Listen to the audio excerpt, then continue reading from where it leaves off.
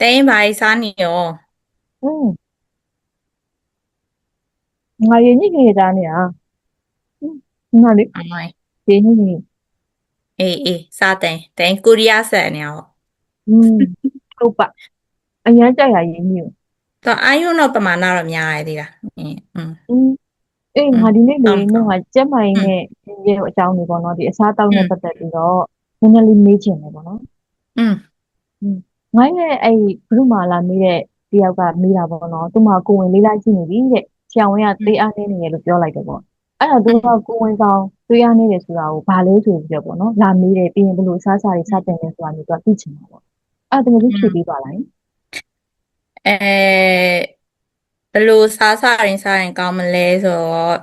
သူရနဲ့ရပါတော့သူရနဲ့ရဆိုလို့ရှိရင်တော့အစိမ်းကြီးအောင်ဥစားပေါ့ဥမာဆိုလို့ရှိရင်တိုင်းခုစားတဲ့ရင်းကြီးဟင်းကြိုဆိုလို့ရှိရင်လည်းဒါသူရကောင်းတဲ့အထဲမှာပါတယ်အဲဒါကြောင့်မလို့ကိုရီးယားတွေမှာဆိုလို့ရှိရင်သူတို့မွေးနေ့ဆိုလို့ရှိရင်ရင်းကြီးဟင်းကြိုဆိုလားမသိတောက်ကြရလေ อืมဟုတ်တယ်အဟုတ်တယ်မ်အမ်အမ်ဒါပေမဲ့အဲအဲ့ပေါ့နော်ညီအတွက်ကကြာနောက်မှပြောမယ်အဲ့လိုမျိုးဆိုတော့အဲနည်းနည်းမှတ်ထားရမှာကွာအစိမ်းရင်အောင်စားရင်တော့ကောင်းတာပေါ့ပြီးတော့ဘာဖြစ်လို့သွေးအားနေတဲ့တုံးဆိုလို့ရှိရင်ကိုယ်ဝင်ဆောင်နေမှာဟိုခနာကိုယ်ထဲမှာကြာဒီကလေးကကြတော့သူအာဟာရတွေလိုရယ်ကွာအဲ့တော့အာဟာရတွေလိုတယ်လို့သူအတွက်ခနာကိုယ်ရဲ့သွေးပမာဏကလည်းတိုးဖို့လိုရယ် အဲ့တော့အဲ့ဒီထဲမှာဆိုလို့ရှိရင်အောက်ဆီဂျင်တည့်ပြီးရဲ့ဟီမိုကလိုဘင်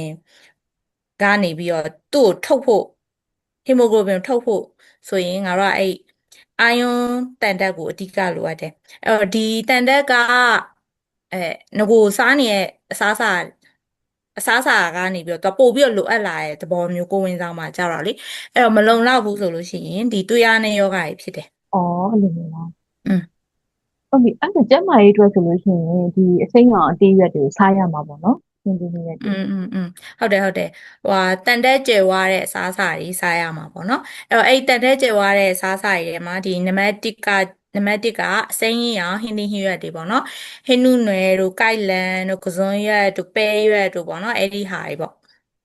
อ๋อโอเคအဲ့ဒါဆိုခဏလေးတော့တကယ်ချင်းငါရေးမှတ်လိုက်အောင်โอเคโอเคရေးထားပြီနောက်ထပ်ကောနောက်ထပ်ကအသားငါးတွေပေါ့အဲ့မှာဆိုလို့ရှိရင်အသေးတို့အမဲသားတို့ကြက်သားတို့ပေါ့နော်အဲ့ဒီဟာတွေကတန်တက်အရန်ကြွယ်ဝရယ်ပေါ့နော်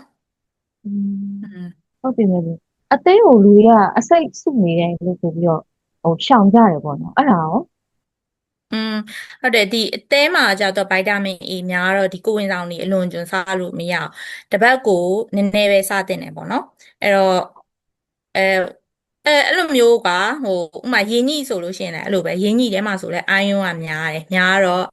အဲ့လိုမျိုးကိုယ်ဝင်ဆောင်နေဆိုလို့ရှိရင်အလွန်ကျွံဟိုမစားဘဲနဲ့ဥမာတစ်ပတ်ကိုတစ်ချိန်ပေါ့နော်အဲ့လိုမျိုးစားတာကတော့ပို့ပြီးတော့ကောင်းတယ်อ๋อတင်အေးအဲ့ဒါဆိုလို့ရှိရင်အသားငါမကြိုက်တဲ့သူတွေအတွက်ကရောဘာရှိသေးလဲစားဖို့อ่ะလေအဲဆိုရင်အသားငါမကြိုက်တဲ့သူတွေ ဆိုရင်သူကပဲမျိုးမျိုးပေါ့နော်ပဲအောဆိုကလ်ပ်ပဲဒီပဲမျိုးအဲပဲကြီးပဲနီလေးပဲပီဆက်တို့ဘူးဒါတွေဆိုလို့ရှိရင်လည်းငါတို့စားတင်တယ်ပေါ့နော်ပြီးရင်အစိတ်ဆန်လေးပေါ့နော်ဒါတွေဆိုရင်ကိုယ်လောင်လေးဆိုလို့ရှိရင်လည်းကွာဥမာအာနှမ်းတို့ပြုံစေးတို့တီထိုစေးတို့အဲ့လိုမျိုးတွေကိုတေးစာအနေနဲ့စားလို့ရှိရင်ဒီကိုယ်ဝင်ဆောင်ကာလအတွင်းမှာတွေ့ရတဲ့ဥစ္စာကိုဟိုကာကွအော်ယ်တာပေါ့ဒီပါတယ်ဟုတ်ပြီအဲ့လိုရင်အော်တိကိုတိပေါ့နော်အဲ့ဒါကသူကအတန်တက်အားစေးပြီးတော့တောက်ဆရာလို့ပြလိုက်တာဆိုရင်အဲ့ဒါကြီးစားလို့ဆိုရင်အဲ့လိုတော့မဟုတ်ဘူးအဲ့လိုတော့မဟုတ်တော့ဟိုအဲဘယ်လိုတောက်ဆံမလို့ဆိုလို့ရှိရင်ကုမ္ပဏီတွေကခံရမှာပေါ့နော်အဲ့ဆိုတော့ तू ကဒီလိုမျိုးစားတောက်တွေကကာကွယ်ဖို့အရေးကြီးပေမဲ့ဒီကွက်သွေးရတကယ်နည်းသွားပြီဆိုလို့ရှိရင်ကွာအဲဒီတန်တဲ့အားစေးတို့ဒီ folic acid တို့အဲ့ဟာတွေကိုတေချာတောက်ဖို့လိုအပ်တယ်အော်အစားအသောက်ကကြတော့ဒါအထောက်အကူသဘောမျိုးပေါ့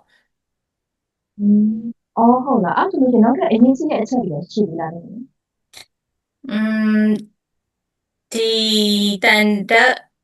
အားဖြည့်တဲ့ဥစ္စာတွေနဲ့ပတ်သက်ပြီးတော့ဥပမာဆေးပေါ့နော်ဆေးဆိုလို့ရှိရင်လည်းတန်တက်ဒီအာယုံကကြတော့ဗိုက်တာမင်စီနဲ့တွဲလိုက်လို့ရှရင်ခဏကပို့ပြီးစုပ်ယူမှုအားကောင်းတယ်ကွာအဲ့တော့တန်တက် ကိုစုပ်ယူမှုအားကောင်းမှုဆိုလို့ရှိရင်ငါတို့ကဗိုက်တာမင်စီနဲ့တွဲပြီးတော့တောက်တာတော့တွဲပြီးစားတာမျိုးပေါ့နော်အဲ့ဒီဥစ္စာမျိုးကပို့ပြီးတော့ကောင်းတယ်ဥပမာအမဲသားစားရယ်ဆိုလို့ရှိရင်ကွာရှင်တဲ့ဥစ္စာတစ်ခုခုနဲ့ဒီတက်မြာသီးဖြော်ရည်တို့လိမ္မော်သီးခဲအဲ့လိုခဲညင်သီးဖြော်ရည်တို့အဲ့လိုမျိုးနဲ့တွဲစားတာတို့အဲ့လိုမျိုးဆိုလို့ရှိရင်လည်းပို့ပြီးတော့စုပ်ယူမှုကအားကောင်းတယ်ပေါ့နော်ပြီးတော့ဒီတန်တဲ့စုပ်ယူမှုအားနည်းစေတဲ့ကောင်တွေကိုရှောင်ဖို့လွယ်တော့ရှောင်ဖို့လွယ်ဥပမာလက်ဖက်ရည်တို့ကော်ဖီတို့ဆိုလို့ရှိရင်အစားစားပြီးချိန်မှာသူကချက်ချင်းမတောင်းနဲ့ပြီးရင်အနည်းဆုံးတစ်နာရီလောက်တော့ရှားပြီးတောက်ပေါ့နော်အဲဒါဆိုရင်ကိုစားတဲ့အစားအစာရဲ့တန်တဲ့ကိုကကြည့်ဝရရတယ်အဲပြီးတော့အဲ့မနော်အဲ့လိုဒီထက်ညက်တို့ပါတော့အဲ့လိုမျိုးစားရင်လည်းကောင်းတယ်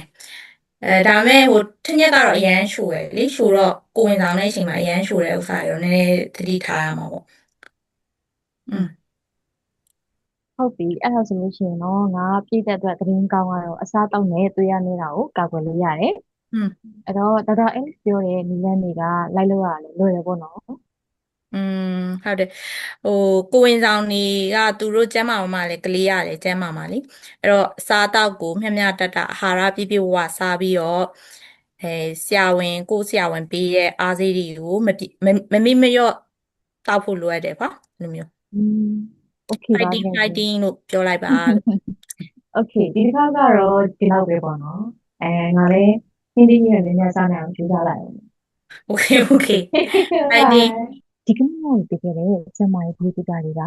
အမတို့ညီမတို့တို့တထောင်တနေရာနဲ့အကျိုးရှိမယ်လို့မြင်နေပါတယ်ဒီအကြောင်းအရာနဲ့ပတ်သက်ပြီးတော့ဖြစ်ဖြစ်တခြားကျန်းမာရေးမျိုးတွေရှိရင်လည်းဖြစ်ဖြစ်အောက်ကကွန်မန့်မှာမြင်မြင်ကြလို့ရပါမယ်ရှင်